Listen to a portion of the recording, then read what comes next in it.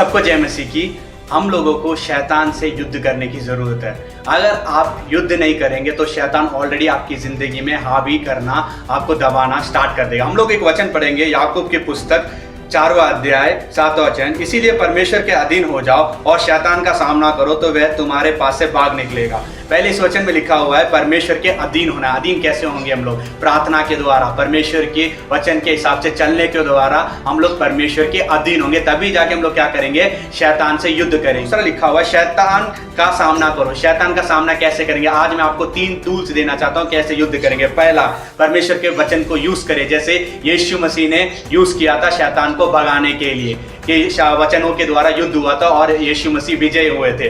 वह मत्ती 4 वचन में पढ़ सकते हैं। और दूसरा, आराधना के द्वारा, जैसे कि पहला इतिहास की पुस्तक 20वां अध्याय 22 वचन में है कि जैसे कि योशापात ने परमेश्वर से प्रार्थना किया था और परमेश्वर ने बोला तो अपने आराधक को आगे भेजो, तो उन्होंने आराधना किया था। उनके शत्रु क्या हो गए थे? एक दूसरे को मारने लगे और वो लोग विजय हो गए योशापात। और दूसरा देखते हैं जोशुआ की पुस्तक 6वां अध्याय 20वें वचन में भी है कि वो लोग क्या कर रहे हैं? जेरिको को घूम के आ रहे हैं और परमेश्वर की आराधना कर रहे हैं। आराधना करते करते क्या हो रहा है? वो उनका पूरा वो जो वॉल था वो टूट के नीचे बिखर के गिर रहा है। और तीसरा, अन्य भाषा, वो लोग अन्य भाषा में बात करने लगे तो 120 लोगों के ऊपर परमेश्वर का आत्मा आया और 41 वर्ष में लिखा हुआ है 3000 लोग उनके साथ मिल गए। ये 3 चीजें हमें यूज करनी चाहिए। पहले तो परमेश्वर का वचन यूज करना चाहिए, और दूसरा आराधना करनी चाहिए, और तीसरा अन्य भाषा में बात करनी चाहिए। ये 3 चीजें क्या करेंगी? हम लोगों को क्या करेंगी? शैतान से युद्ध करने में मदद करेंगी। तो परमेश्वर की आज्ञाओं को मानकर, उनके हिसाब से अधीन होकर हम लोगों को क्या करना है? शैतान का